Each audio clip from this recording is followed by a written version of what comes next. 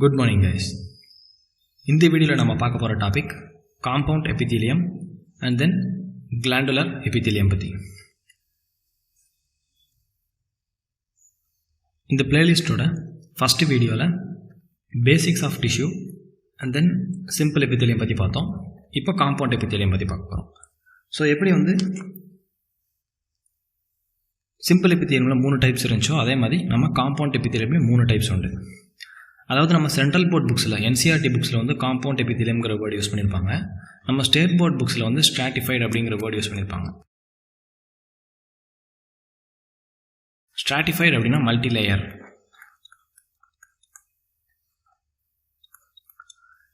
So definition of compound epithelium முன்னாடியே பார்த்துட்டோம். More தென்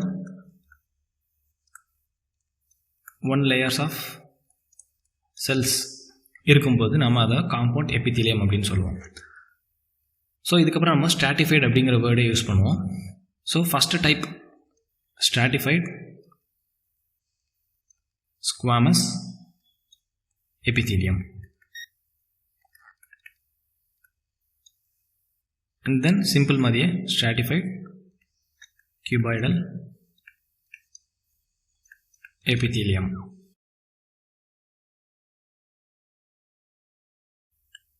அடுத்து third type stratified columnar epithelium.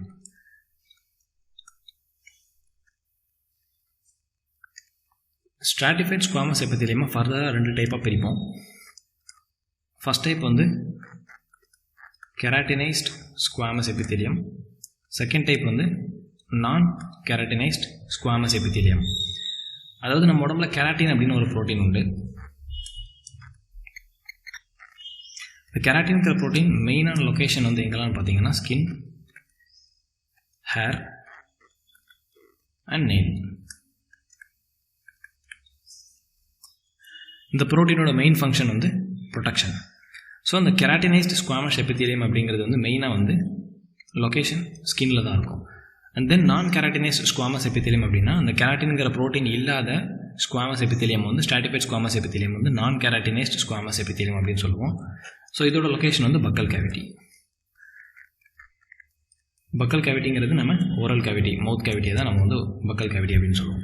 So அந்த எக்ஸாம்பிள் எல்லாமே இந்த டிவிஷன் எல்லாமே மெயினாக நமக்கு ஸ்டேட் போர்ட் புக்ஸில் தான் இருக்கும். சென்ட்ரல் போர்ட் புக்ஸில் இதை பற்றி எதுவும் கொடுக்கல. And then stratified cuboidal epithelium.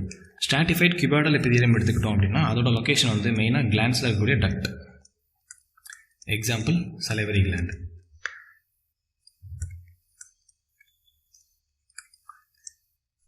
And then stratified columnar epithelium.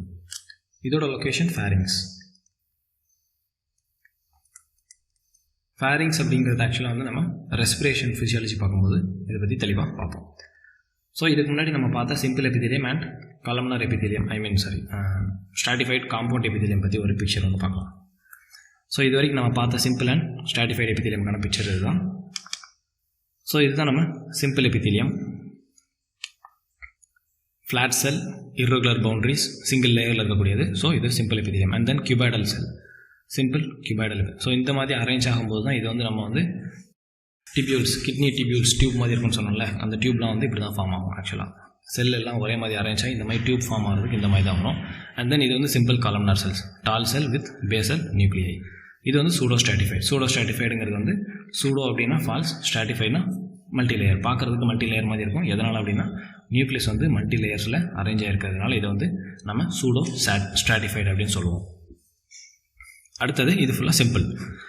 Next stratified epithelium அப்படி இல்லைனா காம்பவுண்ட் எபிதீலியம். ஆக்சுவலாக ஸ்ட்ராட்டிஃபைடு அண்ட் காம்பவுண்ட் எபிதீலியமுக்கு லைட் டிஃப்ரென்ஸ் இருக்குது அந்த 2 வேர்டுக்கும். ஆனால் அந்தளவு டீப்பாக நமக்கு தேவையில்லை. ஸோ இந்த இடத்துல நம்ம ஸ்ட்ராட்டிஃபைடு அப்படிங்கிற வேர்டு யூஸ் பண்ணுறோம். ஸோ இங்கே ஃபஸ்ட்டு ஸ்ட்ராட்டிஃபைடு ஸ்குவாமஸ். இதில் கெராட்டின் அப்படிங்கிற ப்ரோட்டீன் இல்லாததுனால இட் இஸ் நான் கெராட்டினைஸ்ட். இங்கே இந்த ப்ரௌன் கலர் இருக்கு இல்லையா, இதுதான் இந்த கெராட்டின்கிற ப்ரோட்டீன். நம்ம ஸ்கின்னோட கலர் இந்த மாதிரி தானே இருக்குது. ஸ்கின்னோட கலர் இது டிசைட் பண்ணுறதில்ல, பட் ஸ்கின்னுக்கு மேலே இருக்கக்கூடிய ஒரு ப்ரோட்டீன் இது ஆக்சுவலாக. ஸோ கெராட்டினைஸ்ட் ஸ்ட்ராட்டிஃபைடு ஸ்குவாமஸ் எபிதீலியம் அப்படின்னு சொல்லுவோம். அடுத்தது ஸ்ட்ராட்டிஃபைடு கியூபாய்டல். கியூபாக இருக்கக்கூடியது பட் மல்டி லேயர்ஸில் இருக்கிறதுனால இதை ஸ்ட்ராட்டிஃபைடு கியூபாய்டல்னு சொல்கிறோம். And then stratified columnar cells. இந்த டிரான்சிஷனல் செல் அப்படிங்கிறது ஆக்சுவலாக டிரான்சிஷனல் எபிதீலியம் அப்படிங்கிறது நம்ம ஸ்டேட் போர்ட் புக்ஸில் தெளிவாக கொடுத்துருப்பாங்க. டிரான்சிஷனல் எபித்தீலியமில் இருக்கக்கூடிய செல்ஸ் பாருங்கள், எந்த ஒரு செல்லுக்குமே ஒரு ஸ்பெசிஃபிக்கான ஷேப் இல்லை. ஸோ இதில் இருக்கக்கூடிய செல்லோட ஷேப்லாம் எப்படி இருக்குன்னு பார்த்தீங்கன்னா கியூபாய்டல் ஷேப், சம்டைம்ஸ் கியூபாய்டல் ஷேப்பில் இருக்கும் சம் செல்ஸ். அடுத்து பாலிகோனலாக இருக்கலாம், சம்டைம்ஸ் ரவுண்ட் செல்ஸ் இருக்கலாம், ரவுண்டாக இருக்கக்கூடிய செல்ஸ். ஸோ இந்த மாதிரி வெவ்வேறு ஷேப்பில் இருக்கக்கூடிய செல்ஸ் தான் இந்த டிரான்சிஷனல் எபித்தீலியம் நம்மளால் பார்க்க முடியும்.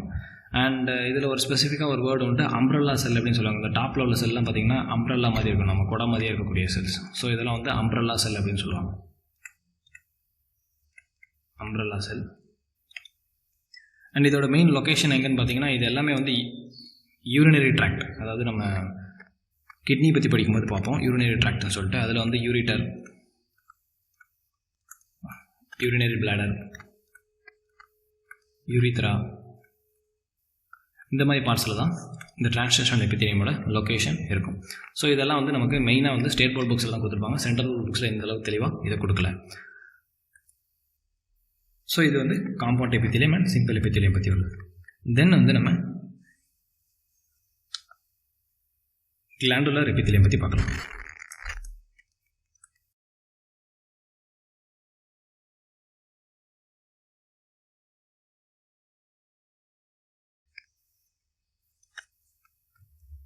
கிளாண்டுலர் எபித்தீலியம் அப்படிங்கிறது நம்மளோட பாடியில் வந்து some cuboidal and columnar cells வந்து சம் ப்ராடக்ட்ஸை செக்ரேட் பண்ணுவாங்க. ஸோ அந்த செல்ஸை தான் நம்ம அந்த எபித்தீலியம் தான் நம்ம வந்து கிளாண்டுலர் எபித்தீலியம் அப்படின்னு சொல்கிறோம். So some columnar and cuboidal epithelium get specialised for secretion. இதை தான் நம்ம வந்து என்ன சொல்கிறோம், கிளாண்டுலர் எபித்தீலியம் அப்படின்னு சொல்கிறோம். ஸோ கிளாண்ட்ஸ் அப்படிங்கிற இதை எடுத்துக்கிட்டிங்க அப்படிங்கும்போது இதில் நிறைய கிளாசிஃபிகேஷன்ஸ் இருக்குது. ஃபஸ்ட்டு நம்ம பார்க்க போகிற கிளாசிஃபிகேஷன் வந்து based on number of cells. எப்படி வந்து நம்ம லிவிங் ஆர்கானிசமில் நம்பர் ஆஃப் செல்ஸை வச்சு மல்டி செல்லுலார் யூனிசெல்லுலார் பிரித்தோமோ அதே மாதிரி நம்ம கிளாண்ட்ஸ்லேயும் வந்து 2 டைப்ஸ் இருக்குது, unicellular gland and multi cellular glands.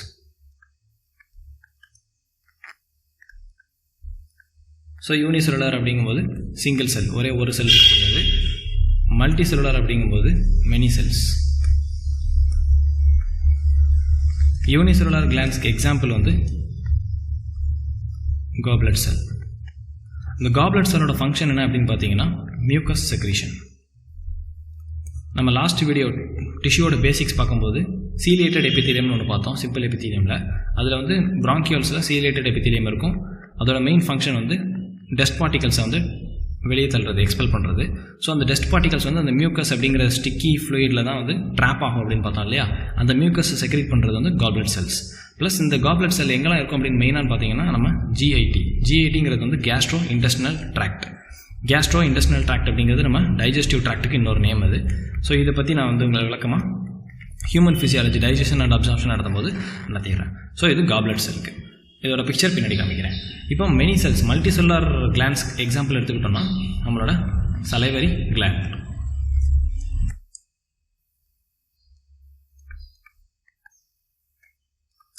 Salivary கிளாண்ட்ஸோட பிக்சர் முன்னாடி காமிச்சோம். Parotid gland, submandibular gland, sublingual glands நிறைய இருக்கும். அதில் டக்ட் மூலியமாக சலைவா மவுத் கேவிட்டி, ஓரல் கேவிட்டிக்கு வரும். ஸோ கிளாண்ட்ஸில் அடுத்த டைப் இது based on number of cells. அடுத்த ரெண்டாவது பார்க்கக்கூடிய டைப்ஸ் வந்து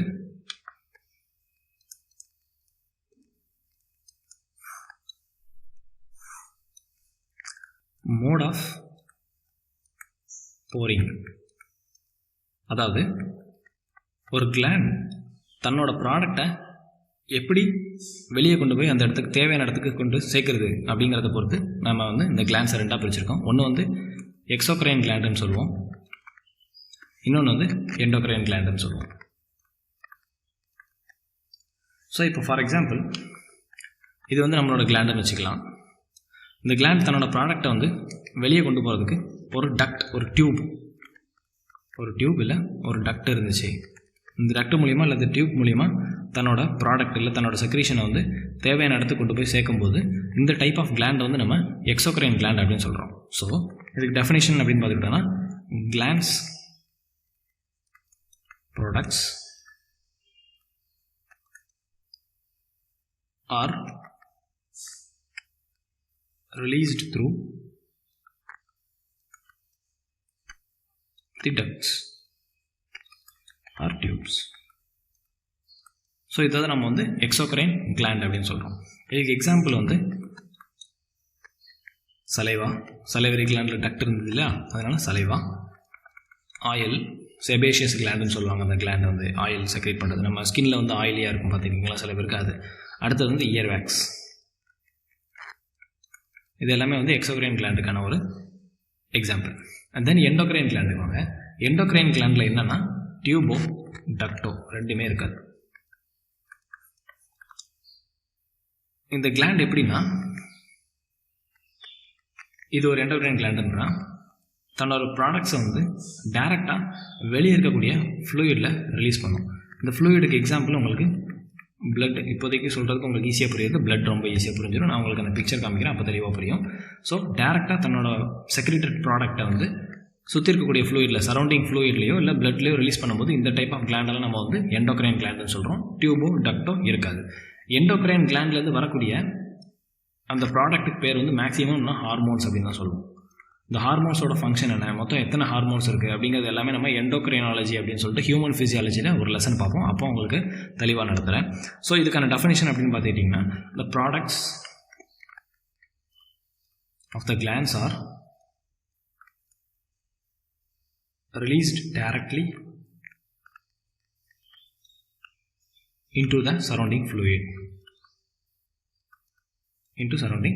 இதுதான் வந்து எண்டோக்ரைன் கிளாண்ட்ஸுக்கான டெஃபினேஷன். அண்ட் இதுக்கான எக்ஸாம்பிள் எடுத்துக்கிட்டிங்க அப்படிங்கும்போது நம்ம pituitary gland and certain parts of pancreas. Pancreas ஆக்சுவலாக வந்து போத் எக்ஸோக்ரைன் அண்ட் எண்டோக்ரைன். அது என்னங்கிறது உங்களுக்கு டைஜஷன் நடத்தும் போது விளக்கமாக சொல்கிறேன். இப்போதைக்கு எண்டோக்ரைன் பார்ட்டு பேங்க்ரியாஸில் இருக்குது. இன்சுலின் அப்படிங்கிற ஹார்மோன் சொல்கிறோம் இல்லையா, அந்த இன்சுலின்ங்கிற ஹார்மோன் வந்து ஒரு எண்டோக்ரைன் கிளாண்ட்லேருந்து உருவாக்கக்கூடியது. அந்த எண்டோக்ரைன் கிளாண்ட் வந்து நம்ம பேங்க்ரியாஸில் தான் இருக்கக்கூடியது. ஸோ இந்த ரெண்டு கிளாசிஃபிகேஷன்ஸ், அதாவது நம்ம number of cells and exocrine endocrine, இந்த ரெண்டு டைப் ஆஃப் கிளாசிஃபிகேஷன்ஸை நம்ம என்சிஆர்டி புக்ஸில் கொடுத்துருப்பாங்க.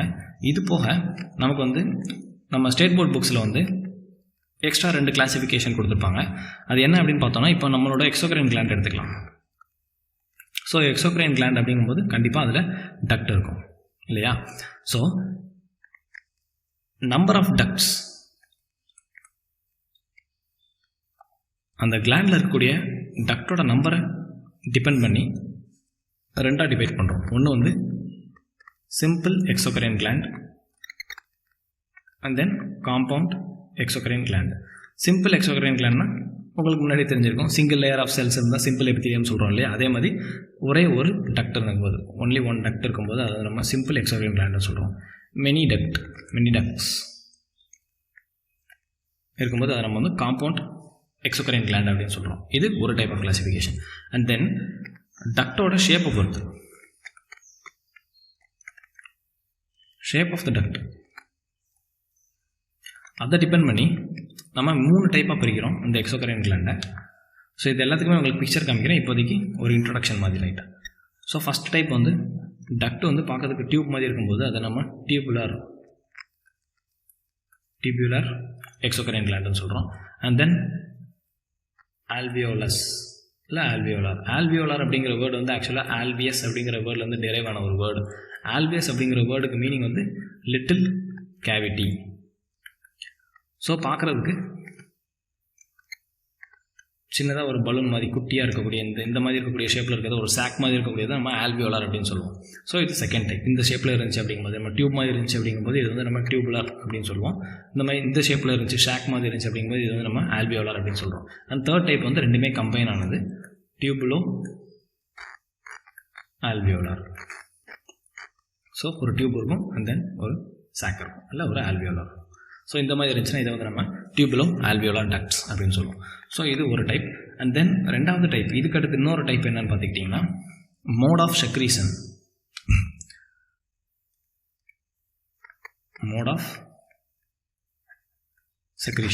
இதுக்கு முன்னாடி பார்த்தது ஆக்சுவலாக மோட் ஆஃப் போரிங், தன்னோட செக்ரீட்டரி ப்ராடக்ட்ஸை எப்படி வெளியே கொண்டு போகிறது அப்படிங்கிறது. இப்போ வந்து மோட் ஆஃப் செக்ரீஷனை பார்த்து, இப்போ ஃபார் எக்ஸாம்பிள் இது வந்து ஒரு கிளாண்டுன்னு வச்சுக்கலாம், டியூப்லோ ஆல்வியோலார். இங்கே வந்து டக்ட் இருக்குது டியூப் ஷேப்பில், இங்கே வந்து ஆல்வியோலார். இங்கே தான் வந்து ஒரு செல்லாக இருக்கும் வரிசையாக. ஸோ இங்கே இருக்கிறதுக்குள்ள நம்ம கியூபாய்டல் செல்ஸ்னு வச்சுக்கலாம். இப்போ இந்த செல் எல்லாமே ஏதோ ஒரு ப்ராடக்டை செக்ரேட் பண்ணி இந்த டக்ட் மூலியமாக வெளியே சென்ட் பண்ணணும். ஸோ இப்போ இந்த இதில் ஒரே ஒரு செல் எடுத்து நம்ம ஜூம் பண்ணி பார்க்க போகிறோம். ஸோ இந்த செல் பார்க்கறதுக்கு இந்த மாதிரி இருக்குது. சென்டரில் நியூக்ளியஸ் இருக்குது. நம்ம வந்து செல் த யூனிட் ஆஃப் லைஃப் அப்படிங்கிற லெசன் பார்க்கும்போது எண்டோசைட்டோசிஸ், எக்ஸோசைட்டோசிஸ் அப்படின்னு 2 வேர்ட் படித்தோம். எண்டோசைட்டோசிஸ்னால் என்ன? எண்டோனா இன்சைட். ஸோ செல்லுக்குள்ளே ஒரு ப்ராடக்ட் வரும்போது அது நம்ம எண்டோசைட்டோசிஸ் அப்படின்னு சொல்லுவோம். எக்ஸோசைட்டோசிஸ் அப்படின்னா எக்ஸிட். செல்லை விட்டு ஒரு ப்ராடக்ட் வெளியே போகும்போது அதை எக்ஸோசைட்டோசிஸ் சொல்லுவோம். எக்ஸோனா எக்ஸிட், சைட்டோசிஸ்னா செல்லை விட்டு, செல் அப்படின்னு அர்த்தம். ஸோ செல்லை விட்டு வெளியே போகும்போது எக்ஸோசைட்டோசிஸ் அப்படின்னு சொல்லுவோம். இப்போ ஃபார் எக்ஸாம்பிள் ஒரு என்சைம் எடுத்துக்கலாம். என்சைம் அப்படின்னா it is made of proteins.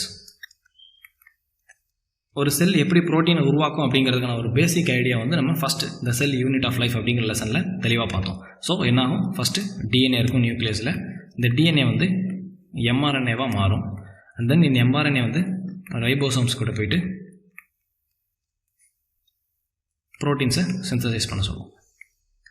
So இந்த ப்ரோட்டீன் ஒரு வெசைக்கிள்குள்ளே ஸ்டோர் ஆகும். அண்ட் தென் இது வந்து டிசைர்ட் லொக்கேஷனுக்கு ரிலீஸ் ஆகும். ஸோ இந்த ரிலீஸ் ஆகக்கூடிய இந்த ப்ராசஸ் தான் நம்ம என்ன சொல்கிறோம், எக்ஸோசைட்டோசிஸ் அப்படின்னு சொல்கிறோம். ஸோ இங்கே இதே நடக்கும். நம்ம டிஎன்ஏலேருந்து கமெண்ட் வந்ததுக்கப்புறமாட்டு வெசைக்கிள் மூலியமாக என்சைம்ஸ் எல்லாம் எக்ஸோசைட்டோசிஸ் ப்ராசஸ் மூலியமாக தன்னோட செக்ரீஷனை ரிலீஸ் பண்ணுவாங்க. ஸோ இந்த டைப் ஆஃப் கிளான்ஸ் வந்து நம்ம என்ன சொல்லுவோம் அப்படின்னு கேட்டிங்கன்னா மீரோக்ரைன் கிளான்ஸ். ஸோ எக்ஸோசைட்டோசிஸ் மூலியமாக தன்னோட செக்ரீஷனை வெளியே கொண்டு வர கிளாண்டை வந்து நம்ம மீரோக்ரைன் கிளான்ஸ் அப்படின்னு சொல்லுவோம். அண்ட் தென் செகண்ட் டைப் எடுத்துக்கிட்டோம் அப்படின்னா அப்போக்ரைன். இந்த வேர்டுக்கான பேசிக்கும் நம்ம ஏற்கனவே பார்த்துட்டோம். காலம்னார் எபித்தீலியம் பார்க்கும்போது டால் செல் வித் பேசல் நியூக்ளியை அப்படின்னு சொன்னோம். ஸோ நியூக்ளியஸ் வந்து பேஸில் இருக்கும். மேலே உள்ள பார்ட், அதாவது டாப் பார்ட் வந்து நம்ம என்ன சொன்னோம், அப்பெக்ஸ் இல்லை அப்பிக்கல் அப்படின்னு சொன்னோம். ஓகேவா? ஸோ இப்போ இந்த செல் என்ன ஆகும்னா தன்னோட ஸ்டோரேஜ், அதாவது தன்னோட ப்ராடக்ட்ஸ் எல்லாத்தையும் இந்த அப்பிக்கல் ரீஜனில் ஸ்டோர் பண்ணி வச்சுருக்கோம் வெசைக்கிளில். எப்போ தேவைப்படுமோ அப்போ இந்த அப்பிக்கல் ரீஜன் ஃபுல்லாக டிஸ்இன்டகிரேட் ஆயிரும்.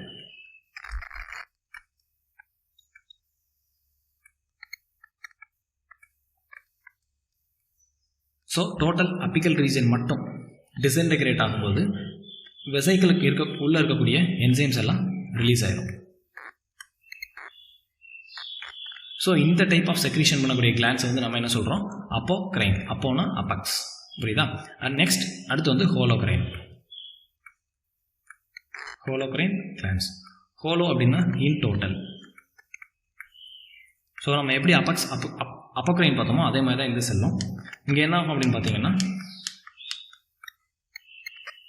இது நம்மளோட செல், நியூக்ளியஸ் இருக்குது.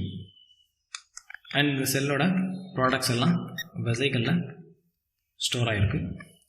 எப்போ தேவைப்படுமோ அப்போ இந்த டோட்டல் செல்லுமே டிஸ்இன்டகிரேட் ஆகிடும்.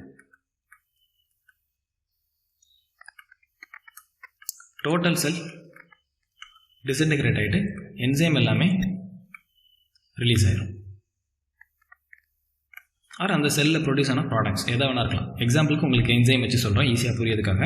ஸோ இந்த மாதிரி ஃபுல்லாக ரிலீஸ் ஆகும்போது இது வந்து நம்ம என்ன சொல்கிறோம், ஹோலோக்ரைன் அப்படின்னு சொல்கிறோம். ஸோ கிளாண்டுலர் எபித்தீலியம்கான ஒரு பிக்சர் ஒன்று பார்த்துடலாம், நமக்கு தெளிவாக புரிஞ்சிடும். ஸோ ஃபஸ்ட்டு நம்ம என்ன பார்த்தோம், கிளான்ஸோட டிவிஷனில் 2 டைப் பார்த்தோம், யூனிசெல்லுலார், மல்டிசெல்லுலார். யூனிசெல்லுலார் அப்படிங்கும்போது சிங்கிள் செல் இருக்கக்கூடியதை யூனிசெல்லுலார் அப்படின்னு சொல்லுவோம். இந்த இதில் பார்த்தீங்கன்னா இது ஃபுல்லாமே நம்மளோட காலம்னார் செல்ஸ் ஆக்சுவலாக. ஸோ இந்த காலம்னார் செல்ஸுக்கு சென்டரில் பாருங்கள், இந்த இடத்துல ஒரு சின்ன ஸ்ட்ரக்சர் இருக்குது. இந்த ஸ்ட்ரக்சர் தான் நம்ம ஆக்சுவலாக காப்லெட் செல் அப்படின்னு சொல்லுவோம். இந்த ஸ்ட்ரக்சருக்குள்ளே சின்ன சின்ன டாட்டாக இருக்குது. இது எல்லாமே நம்ம மியூக்கஸ். இதை லைட்டாக ரிலேட் பண்ணி படிக்கணும் அப்படின்னு பார்த்தீங்கன்னா நம்ம காலம்னார் செல்ஸோட லொக்கேஷன் பார்த்தீங்க அப்படி சிம்பிள் காலம்னார் செல்ஸோட லொக்கேஷன் வந்து என்ன சொன்னோம், நம்ம digestive tract, stomach and intestine அப்படின்னு சொன்னோம். அங்கே தான் மியூக்கஸ் செல்ஸ், அதாவது காப்லெட் செல்ஸும் ரொம்ப அதிகமாக இருக்கும். எதனாலனா அங்கே மியூக்கஸ் ரொம்ப அதிகமாக தேவை. அப்போ தான் லூப்ரிகேஷன் நடக்கும்போது ஃபுட்டு வந்து ஈஸியாக நம்ம இன்டெஸ்டைன் மூலியமாக, டியூப் மூலியமாக பாஸ் ஆக முடியும்.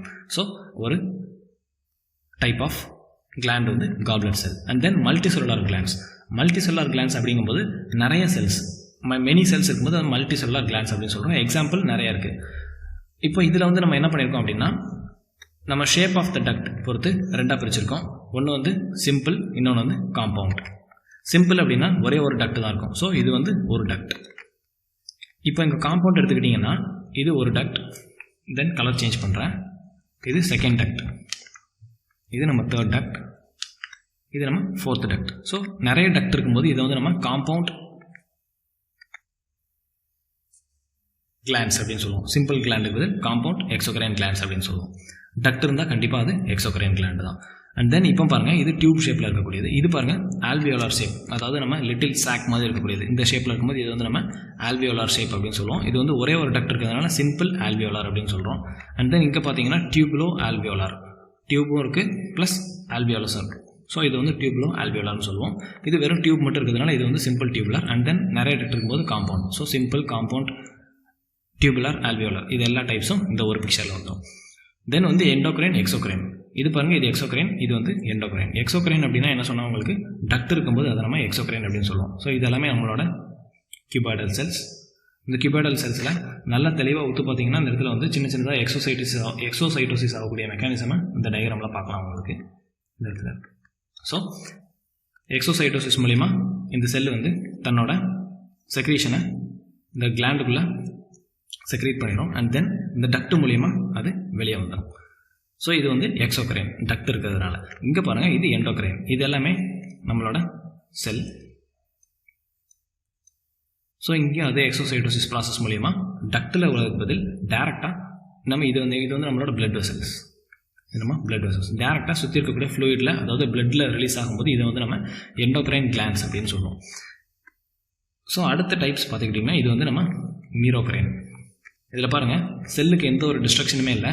ஜஸ்ட் இந்த வெசைக்கிள் எல்லாமே எக்ஸோசைட்டோசிஸ் மூலிமா வெளியே தன்னோட செக்ரீஷனை ரிலீஸ் பண்ணுறாங்க. ஸோ இதுதான் மீரோக்ரைன் கிளான்ஸ் அப்படின்னு பார்த்தோம். இதில் பாருங்கள், இதுதான் அப்பிக்கல் போர்ஷன் ஆஃப் த செல், இது வந்து பேசல் பார்ட் ஆஃப் த செல். இந்த அப்பிக்கல் பார்ட் ஆஃப் த செல் மட்டும் டிஸ்இன்டெகிரேட் ஆகுது. ஸோ இது வந்து செல்லோட ஸ்ட்ரக்சர். அண்ட் தென் இது வந்து சென்ட்ரல் உள்ள வெசைக்கிள். ஸோ செல் ஃபுல்லாக டிஸ்ட்ராய் ஆகும்போது, என்சைம்ஸ் ரிலீஸ் ஆகும்போது, இல்லை உள்ள ப்ராடக்ட் ரிலீஸ் ஆகும்போது இது வந்து நம்ம என்ன சொல்கிறோம், அப்போக்ரைன் அப்படின்னு சொல்கிறோம், அப்பாக்சிமெட்ரலி. இதில் இந்த டோட்டல் செல்லே மொத்தமாக டிஸ்இன்டெகிரேட் ஆகுது. அதனால் நம்ம இதை ஹோலோக்ரைன் கிளான்ஸ் அப்படின்னு சொல்கிறோம். எண்டோக்ரைன் கிளான்ஸுக்கு இன்னொரு பிக்சர் எக்ஸாம்பிள் காண்டி காமிக்கிறேன். ஸோ இப்போ இதில் பாருங்கள், இது நம்மளோட செக்ரேட்டிங் செல், அதாவது என்சைமை இல்லாட்டி அந்த ஹார்மோன்ஸை. எண்டோக்ரைனை பொறுத்த வரைக்கும் நம்ம ஹார்மோன்ஸுங்கிற வேர்டு தான் யூஸ் பண்ணுவோம். ஸோ அந்த ஹார்மோனை செக்ரேட் பண்ணக்கூடிய செல் வந்து இந்த இருக்குது.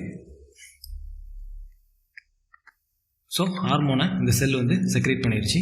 எண்டோக்ரைன் அப்படின்னா கண்டிப்பாக வந்து பிளட் வெசல்ஸ்லையோ இல்லை சுற்றி உள்ள ஃப்ளூயிட்ஸ்லையோ செக்ரேட் பண்ணணும். இங்கே டக்ட் எதுவுமே இருக்காது. ஸோ டக்ட் எதுவுமே இல்லை. ஸோ அந்த ஹார்மோன் என்ன ஆயிடுச்சு, நம்ம பிளட் மூலியமாக சர்க்குலேட் ஆகிட்டு டேரெக்டாக போயிட்டு டார்கெட் செல் அப்படிங்கும்போது அந்த ஹார்மோன் ஆக்ட் ஆகக்கூடிய செல்லை தான் டார்கெட் செல் அப்படின்னு சொல்லுவோம். அந்த டார்கெட் செல்லில் போயிட்டு ஒரு சர்டைன் ஸ்பெசிஃபிக் ஆக்ஷன்ஸை உருவாக்கும். அது என்னங்கிறத நம்ம தெளிவாக போக படிச்சுப்போம். ஐ மீன் எண்டோக்ரைனாலஜி, ஃபிசியாலஜி பார்க்கும்போது அதை பற்றி தெளிவாக பார்ப்போம். ஸோ ஒரு ஸ்மால் ரீகேப். இந்த வீடியோவில் ஃபஸ்ட்டு காம்பவுண்ட் எபித்தீலியம் பார்த்தோம்.